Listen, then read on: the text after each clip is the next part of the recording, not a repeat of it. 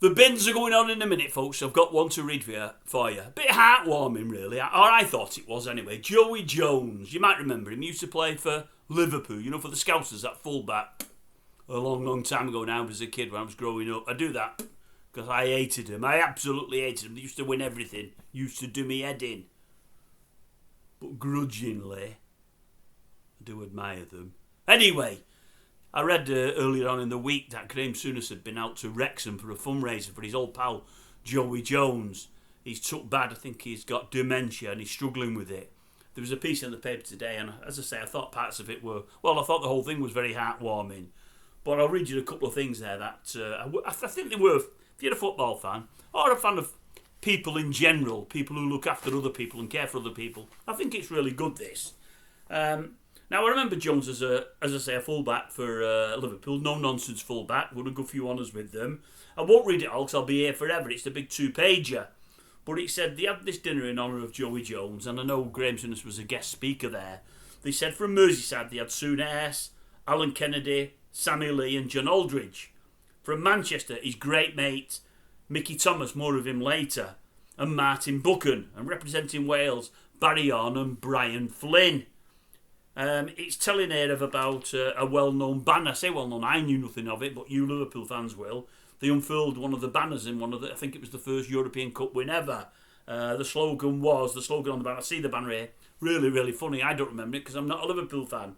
The slogan read, Joey ate the frog's legs, made the Swiss roll, now he's munching Gladbach. I think the first one, did they beat Borussia Mönchengladbach? I think they did. Anyway, that was that there. What else was there? So yeah, they did beat Mönchengladbach in 77. God, I hated that time. They were winning everything. I'll give you another couple here. It's on about the friendship with Mickey Thomas. Here we go. The friendship with Thomas, a former United star who entertains guests in the corporate lounges at Old Trafford, has endured since they met as £7 a week apprentices at Wrexham. They used to race each other up the floodlights to see who could reach the top first. I bet that was pretty perilous. They must have been fearless guys, both of them. When they later played together at Chelsea, they preferred to commute together from North Wales instead of living in London, even though it meant 6 a.m. starts just to make training. God, they were committed. If they did have to stay overnight, they'd sometimes put their head down in the physio's room at Stamford Bridge to save a couple of bob. I've added that little bit there. Anyway, it says, when Mickey was jailed for a counterfeit currency scam, I do remember that, Joey used to visit him in prison. He was a support when Mickey fought cancer. I do remember that. Now Joey is ailing, as I say, he's got dementia and whatever else.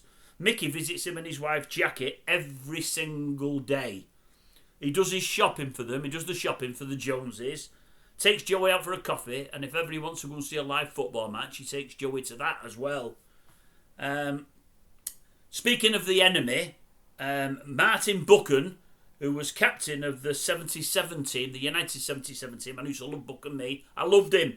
That beat Liverpool at Wembley. I think we stopped them getting a treble that year because we beat them at Wembley.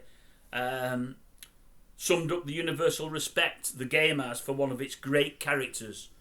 As soon as I knew we were honouring Joey, I wanted to be there, he said. I always liked him, even as a rival. He had fight, he had spirit. I bet most Premier League teams today wish they had players with his heart, including United. I'd say especially United over the last couple of years. But a fantastic piece. I thought it was brilliant. I read initially that Mickey Thomas is really, really close to him. And for all they played for teams across the old divide of the East Lancs Road, and always had a massive, massive rivalry from when I was 5 or 6 years old, I remember it. They hated us, we hated them.